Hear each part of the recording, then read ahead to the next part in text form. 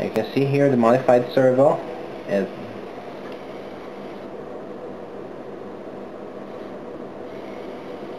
will rotate depending on the knob's position. You do have some control over the speed. That's generally not the case with analog servos. It is the case with digital servos, which is most servos made in the last 10 years. If you want to stop the servo, you can either put it at its center position, which is occasionally hard to find. See how it's vibrating a little. Or if you're using a microcontroller like a basic stamp, you can just give it an out-of-band pulse or no pulse at all, like I'm doing here. This will stop the servo. Now, one thing that happens is that if it is in the stop position, a continuous servo will not fight back against being moved because you removed its feedback.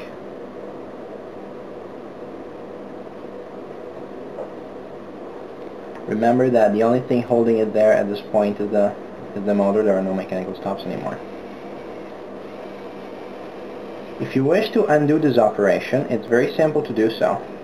You just need to open up the servo again and put that little piece of plastic back inside. Now, I actually need this servo for other purposes, so I will do so just to show you that this hack is reversible. Once again, you open up the servo.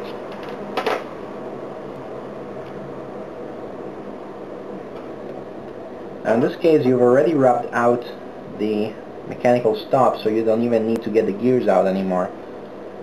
So you've really increased the flexibility of this little guy. Make sure that the actuator is in its centric position, because it has to go back into that knob. So we're putting the slot back in.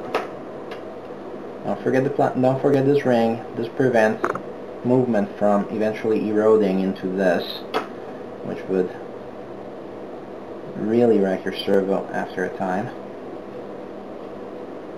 You put the ring back in and make sure it's in the same position. Match it to the slot.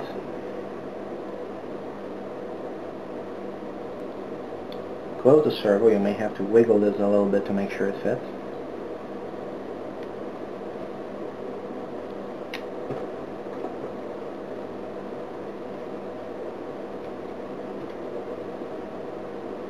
Screw everything back in.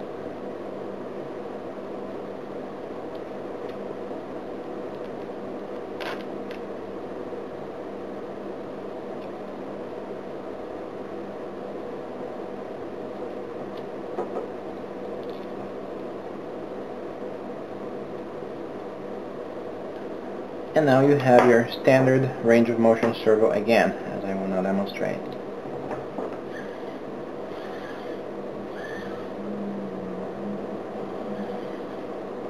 Note that once again position of the knob is mapped on position on the servo.